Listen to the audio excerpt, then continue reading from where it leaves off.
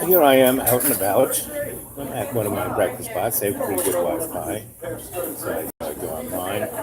I took a look at yesterday's live chat, and I really appreciated the folks who jumped on and your comments and your. Well, now all the fires. Are you talking to Yeah, no, somebody? no, I'm All just. the fires that got on. What are you doing? Oh, in California. Oh, I don't want to be in it. You don't want to be on a live chat, but so Donald Trump is there. He is the X-lax of our body politics colon, and he's going to eliminate it all onto the floor of our lives. And we're going to be walking around in it. And he tweets and does all these crazy things just to distract us from. I mean, they're like decapitating our government. See, I hear he's doing some good things, and I he's kind not- of feel there's like no- he's there is- fighting against the globalists in a No, way. he's no, but no, he's no, not. no, no. He is. Come on, he's a Okay. billionaire. He hangs out with those guys. He goes to lunch with them. Yeah, I he know, doesn't I used to be represent. Look at friends the with him and tax stuff, bill. but I thought Look at the maybe- tax bill. You See, should I don't see. know anything about that. They I mean, I've passed that. heard that it was. Trillions of dollars, meaning Obama's debt in the last year was 66 billion, and he was going on and on about it. What is it now? It's $1 trillion Oh, geez. just for the last month since he signed that. We are losing $1 million a second Okay. from our tax, from our piggy bank. See, I don't think about money because I have none. Yeah, but it's I think more about. but it's what it's other going to stuff, cost but yeah, you for gas and toothpaste Oh, and yeah. rent and you name it. Well, I guess because they did get rid of a bunch of ISIS and they're taking out. No, a no, lot but of the those child you have to realize where things, ISIS but- came. It was a great We movie. started them. Right, Yeah, we started I them. know, It's like no, I know. it's Well, I was just being a little hopeful that no. maybe he was trying The to do hope something. is in the people.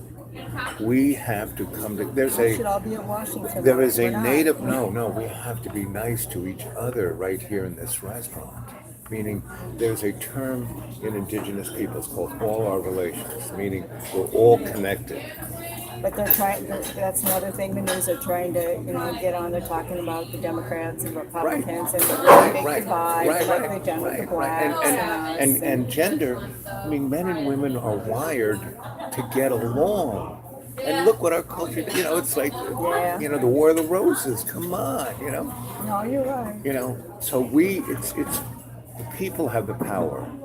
We just have to. Well, look at they're destroying the earth. Look at all these fires. Did you ever see it? Well, My husband the put bottom out line about other- the earth is that we human beings are like salt on a potato They're chip. spraying aluminum all over. Oh That's yes, why they yes, got all- yes. and they're controlling the Chemtrails, weather, and also our brains, but Yeah. that's not going to hurt the planet. Meaning, we'll be gone, and the Right. planet will be here. Yeah. It'll be fine. Right. We're not hurting the planet. We should be thinking about, hey, humanity. We need to stick But you around. need to eat decent food and you need to have water. This is all poison. They're poisoning all the Right, water. right. They're going to sell it to us pretty soon. Right. You know Well, they that, are by the in way. bottles. Yeah, but I mean, they're going to really sell. You're not going to be able to drink anything eventually. I could go on and on about that one. Bushes and down, blah, a bunch of Again, aquifers it and goes stuff. back to the public. I used to live in Asheville, and that water kills 30,000 people every year. Yeah, That air, because they're in a bowl, yeah, I-26 and I-40 go right through it. So the air is worse than LA. really. Yes. Anyway, that's what I do. Every day I talk to people like this. And I try to wake them up. I still have faith, because I've been around and I've been part of things that you're gonna do what? What are you doing? I mean, I've told you enough stories. And we're still here. I'm still alive. We're still talking, And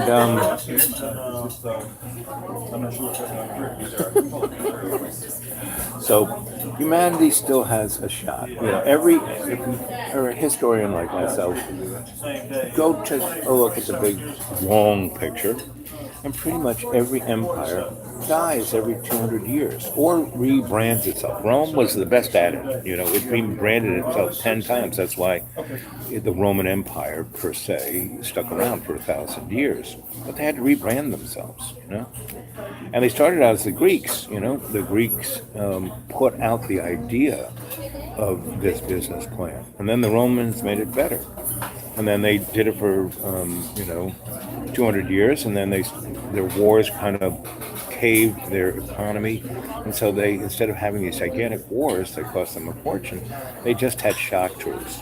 And they go to the places that they wanted to take over, and they put the army up on the hill, and they say to the king, see that army? You do what we say, that army is yours to kick the ass of all your enemies. But, if you say, forget it, get out of here, well, they're coming down into your house. But you can keep all the money, just give us our cut. You can keep whatever religion. You don't have to take our gods. You don't have to take our traditions. Just take, the roads we're going to give you, the schools we're going to give you, the business plan we're going to give you, So that's been going on since then. Let's see. I took my glasses off to show you my cute face. I have to put them back on to see what you're saying. Let's see. Hey, I'm here.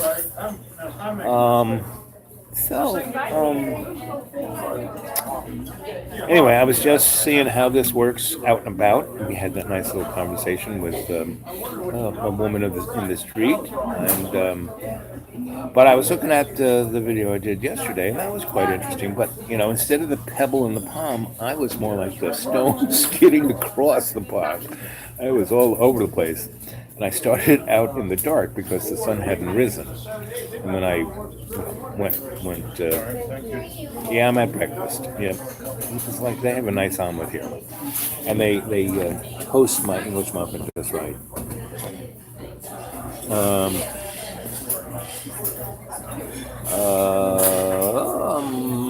I talk to a lot of people and Gmail them, and I appreciate every person. And if we've talked and I haven't called you back lately, it's because of two reasons. In the last month and a half, I've been out in the deep woods where I don't have any connection.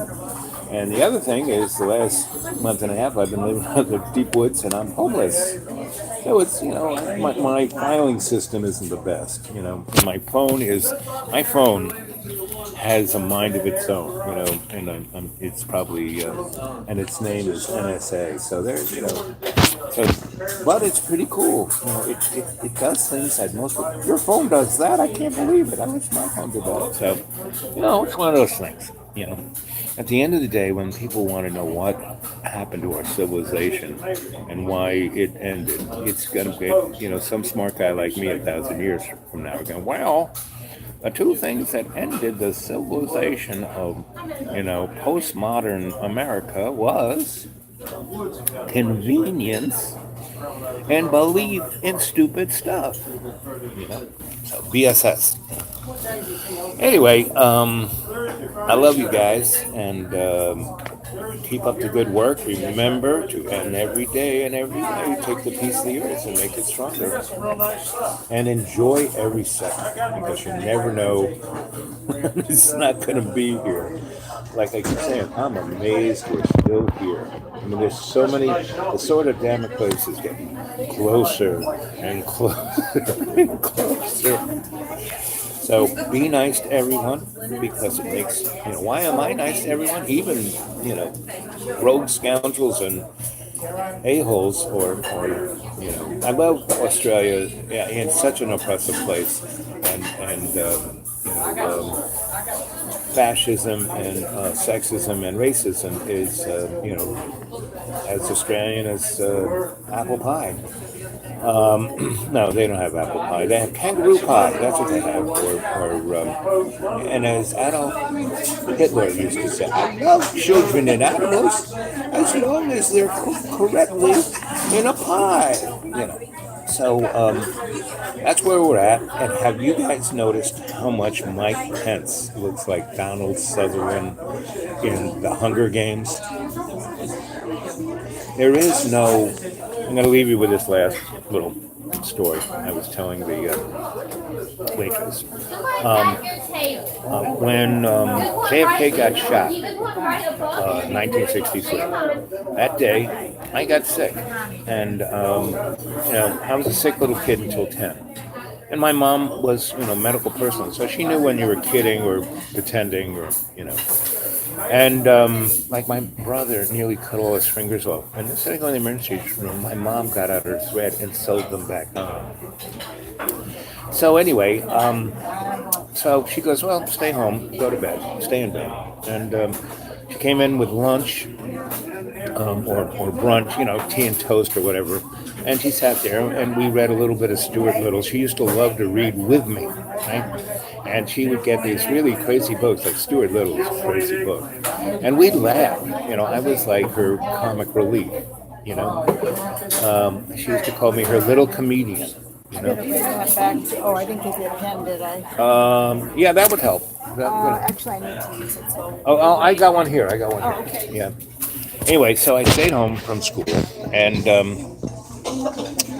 by lunchtime I was feeling better. Well, she goes, yeah, why don't you, again, it was a beautiful day.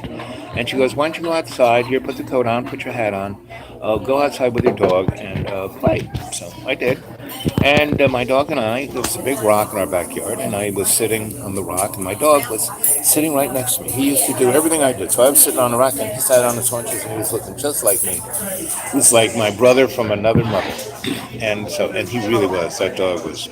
And he lived to be 28 years old. And he stayed with me.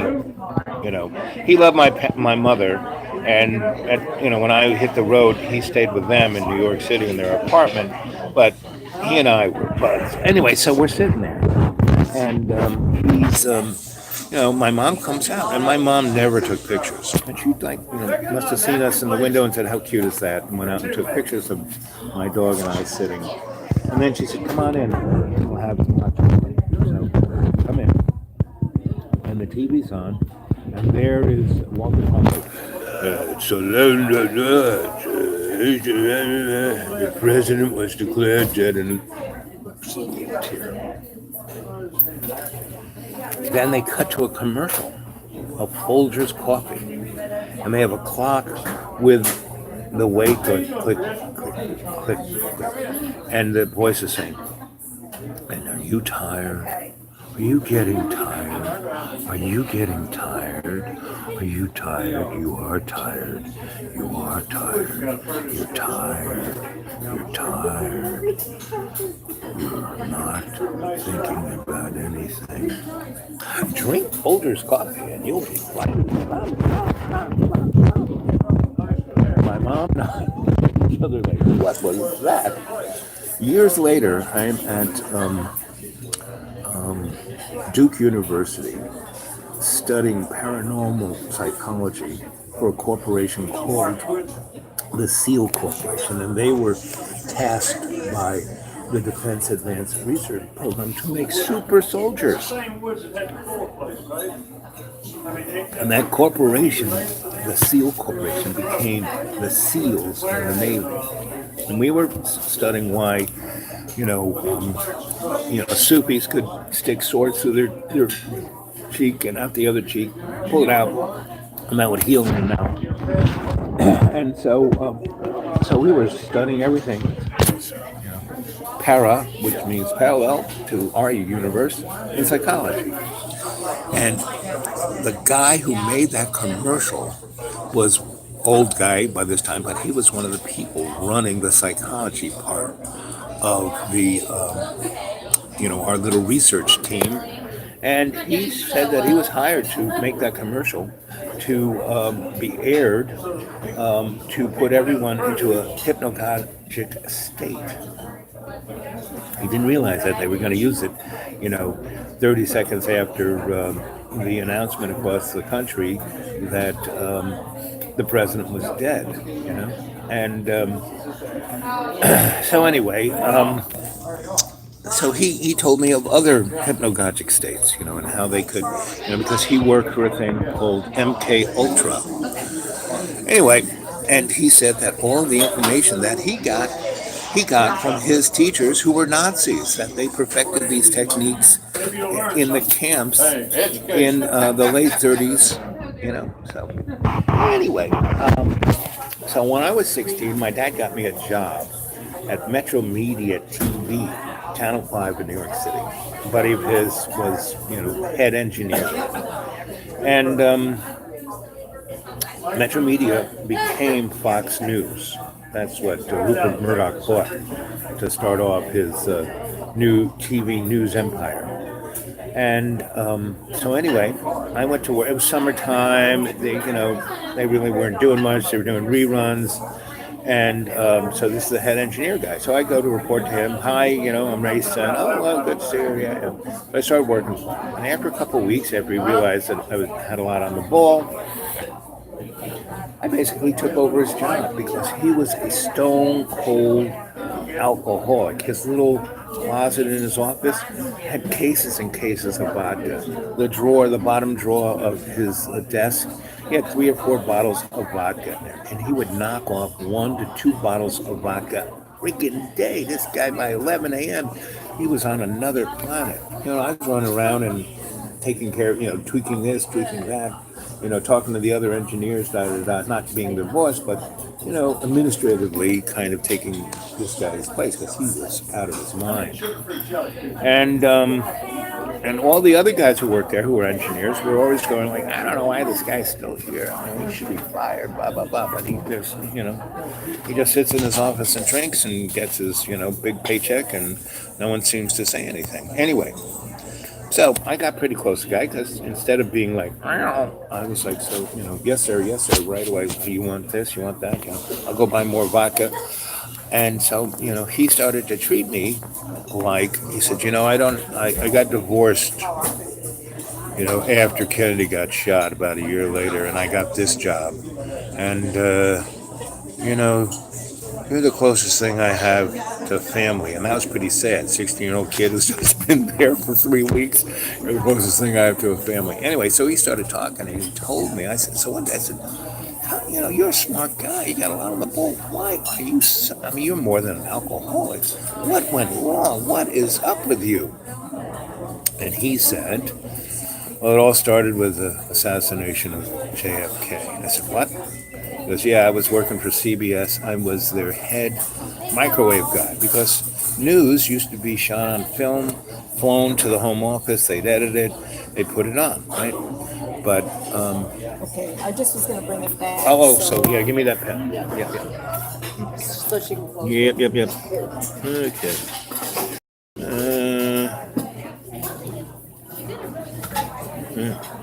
Here you go. Yep, that's a picture of the light bulb. Anyway,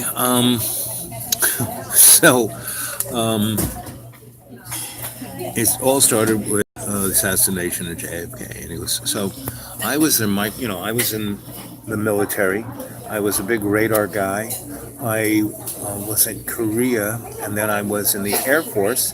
And the Air Force were the first people, just like the internet was invented by DARPA, and the military used that first. And he said, the Air Force were the first people who were interconnected communication-wise by microwaves, not wires. And all those, missile silos and everything were connected by microwave. And, that I was in charge of that. So I was Mr. Microwave communication. And CBS invested in having, before they had satellites, they had a string where every one of their major market stations where they'd have a microwave antenna so they could beam it from here to here to here to here. And so they could have live shots from anywhere in America. So he was sent to Dallas to set up the microwave for this, Kennedy showing up in Dallas. And this is about 3 weeks, he says. And we were there 3 weeks, and we put up towers and, got all the things. And then about a week later, before Kennedy showed up, he got a guy with, a bonded courier brought him, set up your cameras. And he thought he'd set up his cameras where Kennedy was going to give the big speech. I said, no, in the basement of the Dallas Police Department. does. Okay. So, he runs the wires from there over to where the microwave towers are, and he's getting that all set up. And then about a day before Kennedy shows up, they say, okay, set your cameras up in the basement of the Dallas Police Department. And they show, and in the next delivered packet from a bonded courier, there were photos of where they wanted the camera, and architectural drawings here. And they said, okay, your camera's going to be pointing at this pipe, vertical pipe, paint that pipe yellow.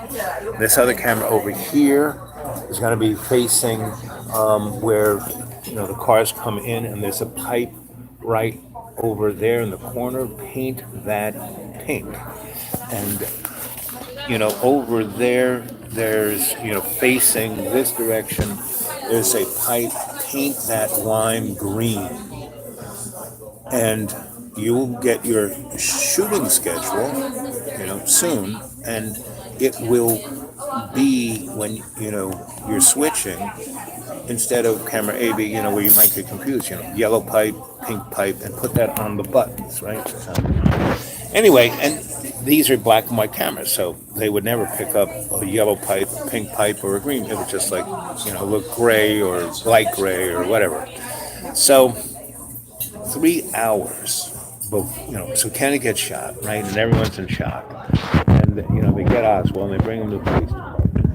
And, they interrogate him, and when they're, dragging him from one office, and the news guys, he goes, I'm a patsy, I'm set up, I didn't do it, right? So they're going to take him from the, police department downtown to a more secure facility, so they do it down in the basement, right? And so 3 hours, and no one knows what's going to happen, no one's saying, oh, he's being transported. But 3 hours before he is, transported, he gets, my boss gets another delivery from the bonded guy, and it says, here's your shooting schedule. And it says, when Oswald walks out that elevator and through the door, start your stopwatch. At 30 seconds, hit pink button. At 40 seconds, hit this button. At 90 seconds, and anyway. So, Oswald comes out, and as he's doing it, pink button, that's the picture of Oswald coming out the door, coming down the ramp. Then the green button is the guy who shot him, who ran the titty bar and was a mobster. His name escapes me, but that guy, it'll pop into my head. Is the green camera's pointing right at the ramp, and it captures him coming out of the crowd and pulling out the gun. And then the other cut is catching Oswald, and then the next one is from the other angle of behind the gunman shooting Oswald and Jack Ruby. Jack Ruby shooting Oswald, and it was choreographed. And if that guy didn't get the shooting schedule and he ran it by a stopwatch, he'd never been able to caught this, but he was able, because of that shooting schedule, he got every point. So, and it was being microwaved to every TV in America, and it was the psychic gestalt for the public. Go, good, the guy who shot our president, they just got him, so we can go back to sleep and go back to, we don't have to have an investigation, we don't have to have anything to go, you don't have to, it's back to business as usual. Let's go to Vietnam and kill Goose. So that's what my friend, and then, he was in shock because he's a smart guy. He realized that these guys knew this was going to happen at least 3 weeks before it did, because that's when they sent him there to set this all up. So he was in shock. And when he went back to New York, they brought him up, he saw Palin, and Palin said, you did a great job, and here's your bonus check. And it was for more O's than he had ever seen. He goes, and we're putting you head of this, and you really won't have to do anything ever again. Just, do that. And then he, cashed the check, took the job, again, got a paycheck for doing nothing with their O's, and they tried to bring him into the flock. But man, this guy was, too. And he started drinking. And when he started drinking, he started saying things. And so, he didn't get fired. He didn't get embarrassed. They just kind of, put him off into Metro Media, into an office setting. There was nobody, and there was nobody who would listen to him. And I was the closest guy who would listen to him. And he said to me, nothing is organic. Nothing is spontaneous. Everything you see in the media is manufactured. There is no truth. And this was, when I was 16, it was 1966. So, and so when Donnie says fake news, he's not kidding around. But he doesn't go far enough. I mean, obviously, he is a plant. There's probably a little semiconductor in that poor boy's head. Because all he's doing is sowing separation, and basically the powers that be are they're rushing to try to bring the world of 1984 to us, right? And they know what's going on, and so they're turning up the heat on their little schedule. And but I keep saying this, we should be in caves eating gruel, but we're not. People care more than the powers that be let on. And that's because you, my family, experiment. I came out into the public. I guess I don't need John. I don't need to go to the school. I could just have to find a pretty good Wi-Fi, and it'll get you out there. I don't know how long it'll take for this thing to reboot itself, up to you. But anyway, that's where I'm at. I love you guys. Keep up the good work. I would love it if we could take the band on the road. I would love it if we could build a little, we should start a religion, and be tax-free. Wouldn't you guys like to not pay any taxes? I once started a religion. I worked for a lawyer, and I wrote grants. And I wrote all of the things for people's 501c3 about churches. And I got so disgusted, and me and a buddy who worked there, we wrote up a proposal to the IRS for a religion that was called the most immaculate oven glove. You got the oven, it's at 400 degrees, you put the oven glove on, you reach in, you pull out the casserole, and you don't burn your hand. That's a miracle. So the most immaculate oven glove was our deity. And the IRS went for it. No problem. So everybody out there should be starting religions, because just go online and see the little parameters you need to start a church and start one, right? So if everyone in America started a church, they would have no money. And if these clowns don't have cash, they can't do anything. Anyway, and remember, you guys at the powers that be, I love you, and I'm only kidding. And actually, make sure I win the next lottery, because if I had a lot of money, I'd probably shut up. And, or I'd lean more towards you, And I already am leaning towards you. I'm not looking to get rid of you guys, because you've always been there. But, and every so often, my teacher, Dr. Quigley, you hired him, he was way better than me. The only people who listen to him were guys like me and you guys. Not you guys like Mary, but you guys, the powers that be, because you appreciate guys like us who give you an insight that you're kind of clouded from by your whatever.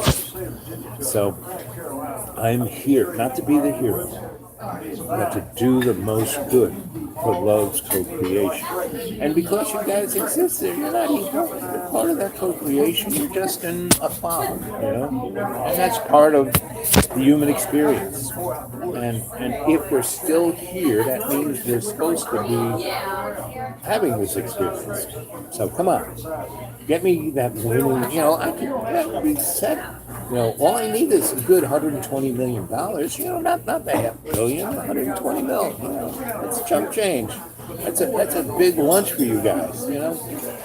So anyway, and I love you, family, because you are trying to do it. Bumpy and Bug Nuts and all you guys and gals out there. I'll leave you with one last thought. You're always asking me, how do I do this magic? What do I need to do to make herbs? Blah, blah, blah. First and foremost, before you do any of that stuff, you got to kind of get right with yourself. And that's why I keep saying meditate. Because all the information is in your Akashic record. It's in that library. There are certain rules and regulations, being the Sensei Albob that I am, that I can't just, over the internet tell you certain, I can tell you stories, I can give you myths, I can, put things like my writings that are all metaphorical. Go read that stuff. There's a lot of stuff in there, just like the Holy Bible isn't a prophetic book. It is a code book.